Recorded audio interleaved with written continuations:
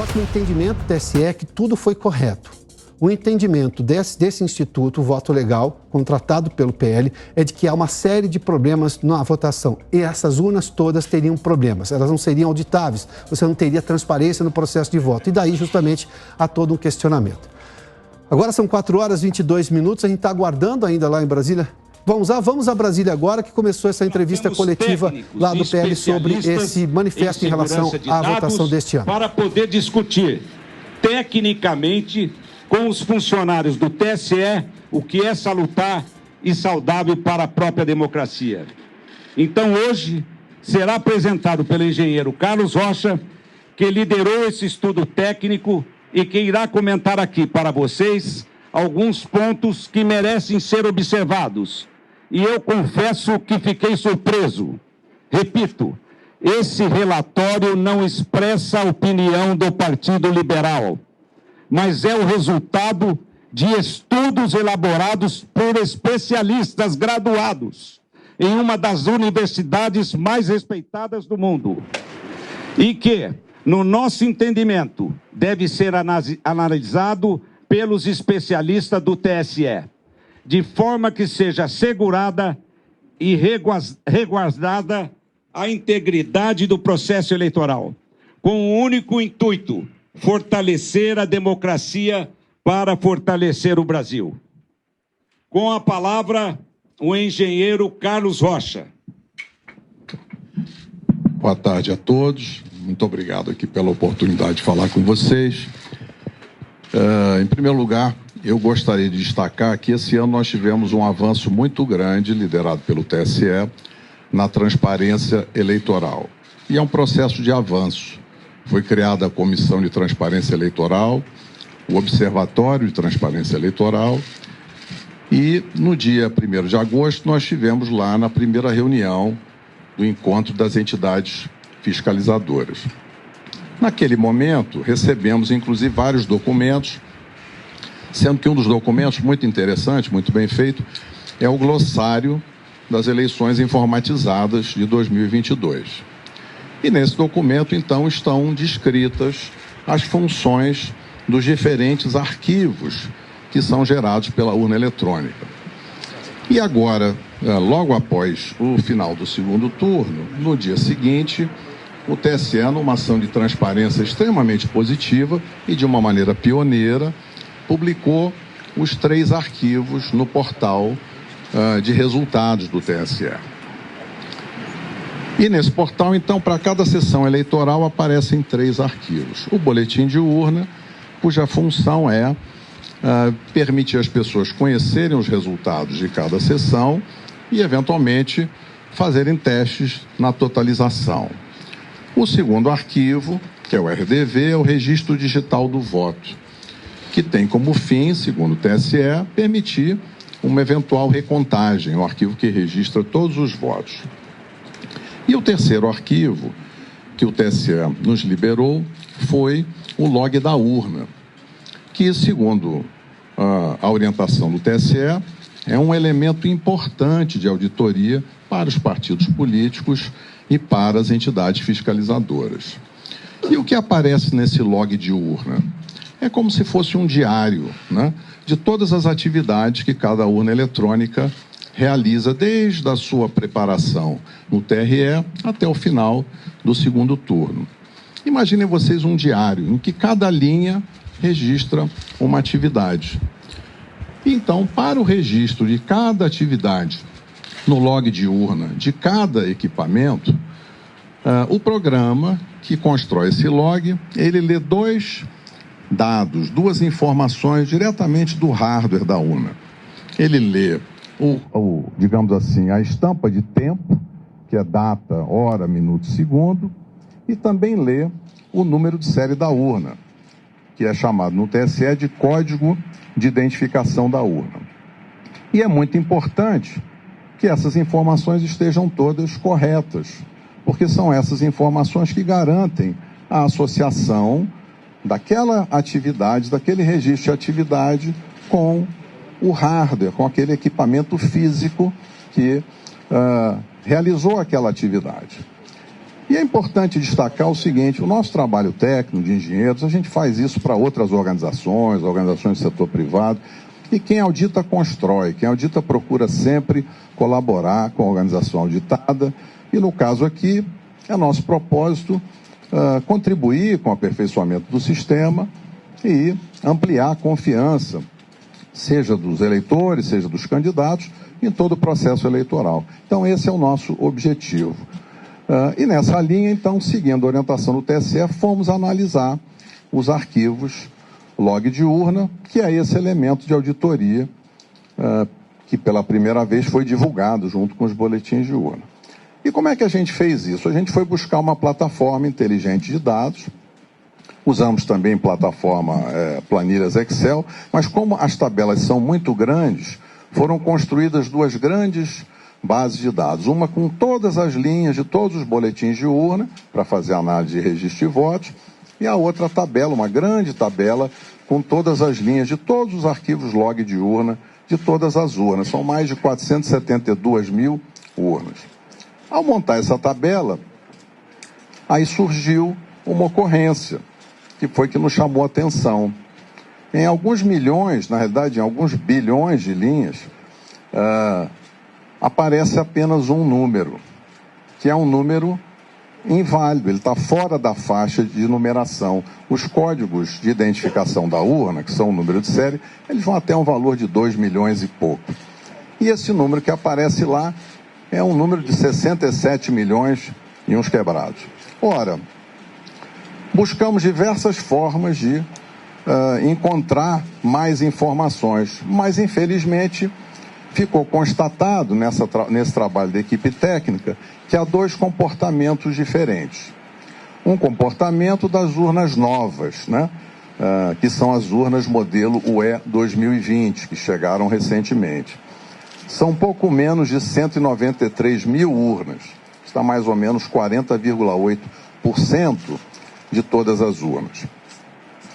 E nessas urnas 2020, o arquivo é gerado da forma esperada. Então, em cada linha que mostra cada atividade, aparece o código de identificação da urna correto, que permite associar, então, vincular aquela linha de registro de atividade à urna que realizou aquela atividade.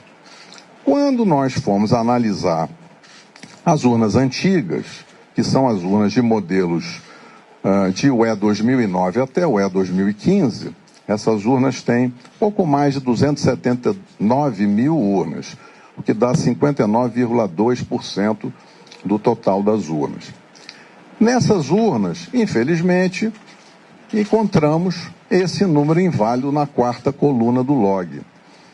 Esse é um indício muito forte de falha, de mau funcionamento da urna, porque é impossível associar o registro de cada atividade ao hardware, ao equipamento físico que teria gerado aquela atividade. Isso, evidentemente, tornou um problema, porque é muito desagradável ter esse indício de mau funcionamento, porque gera incerteza agora nos dados que são gerados por essas urnas. Por isso aqui, nós gostaríamos de interagir construtivamente com o TSE e avaliar com eles. Existe lá uma previsão na resolução que abre a fiscalização, que é para se fazer exatamente quando ocorre um evento extraordinário, se fazer uma verificação extraordinária após o pleito, e é isso que a gente espera fazer na sequência dessa descoberta. Um outro tema para finalizar é que surgiu uma outra ocorrência, que também é uma ocorrência importante, porque descobriu-se que existem urnas que travaram, assim como o nosso celular trava, assim como o computador trava, e quando acontece isso, a gente precisa muitas vezes desligar e ligar de novo.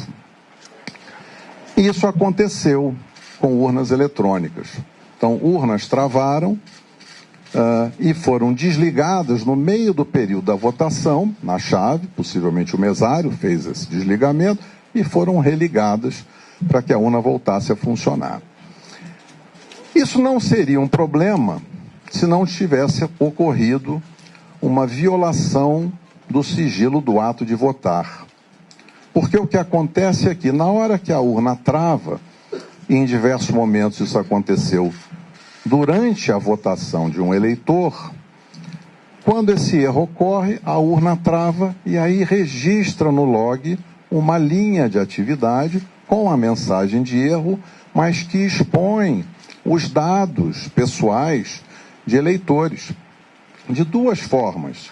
Seja no nome completo do eleitor, em algumas ocasiões, em torno de 200 ocorrências, seja expondo o número do título de eleitor daquele eleitor que estava votando no momento em que a urna travou. Ora, esse ponto é um ponto muito sensível, porque o sigilo da votação e o sigilo do ato de votar é um direito constitucional. Então, na hora que a gente identifica uma ocorrência que viola o sigilo do ato de votar, esse é um tema que traz muita preocupação. Então, será muito importante trabalhar com os colegas do Tribunal Superior Eleitoral para averiguar o que poderá ter causado esse tipo de ocorrência. Mas o que na realidade, resulta dessas duas ocorrências, tem outros indícios e possivelmente aí o relatório técnico vai ser divulgado, vocês vão ver dados mais detalhados sobre a análise que foi feita. Mas a gente resolveu falar para vocês, nesse tempo curto, dessas duas ocorrências. Então, finalizando, uma ocorrência é em cada linha de registro da atividade de funcionamento da urna. Em todas as urnas, modelos antigos, o código é inválido. Então, é impossível associar aquela atividade com a urna que realizou. Isso, então, é um indício muito forte de que há um problema nos programas. Esse problema pode ter diferentes causas, o relatório entra nesse detalhe. E o outro ponto é essa ocorrência da violação do sigilo do ato de votar. Então, acho que esses são os dois pontos, eu encerro aqui a minha observação. Quero cumprimentar aqui nosso líder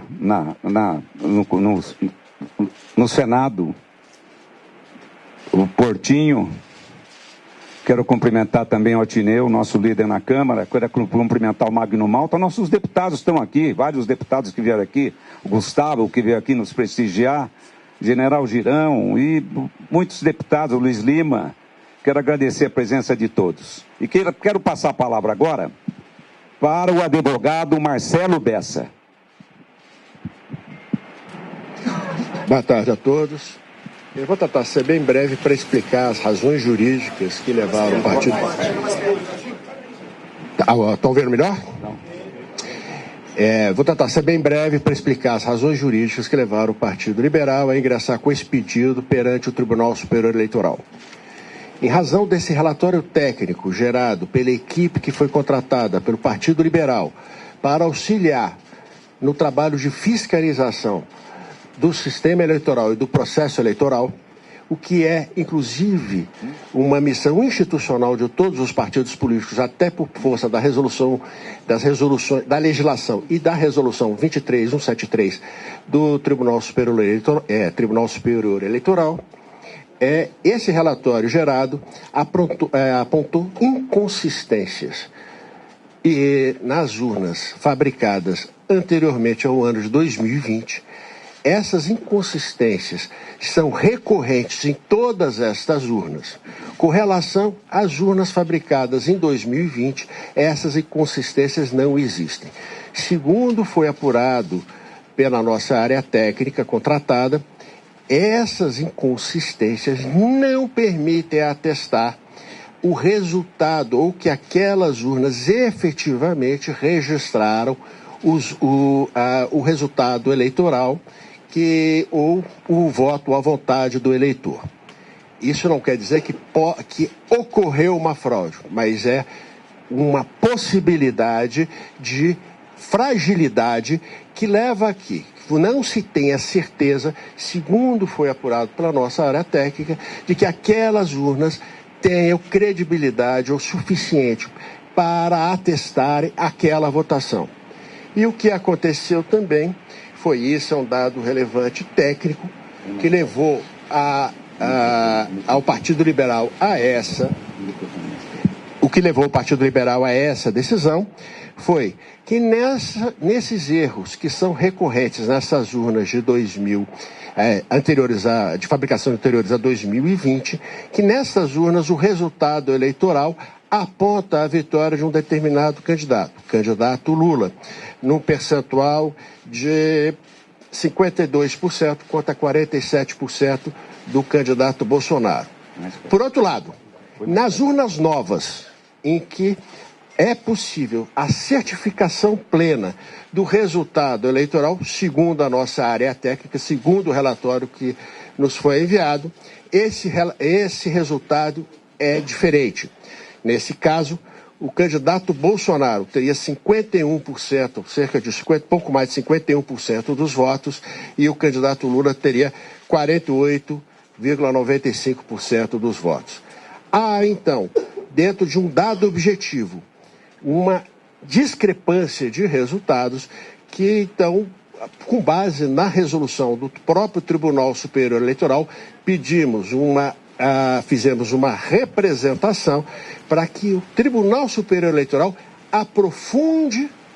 instaure e aprofunde um estudo para verificação da existência desse mau funcionamento e, em verificando que efetivamente houve esse mau funcionamento, que daí aplique as consequências legais que entender necessárias. Então, o que o Partido Liberal fez foi apontar as inconsistências, segundo o que foi apurado pela nossa área técnica, e essas inconsistências, como elas levam a resultados discrepantes, e esta é a função de qualquer partido político no processo de fiscalização, o partido levou a esses fatos ao Tribunal Superior Eleitoral e pediu as providências legais daí decorrentes.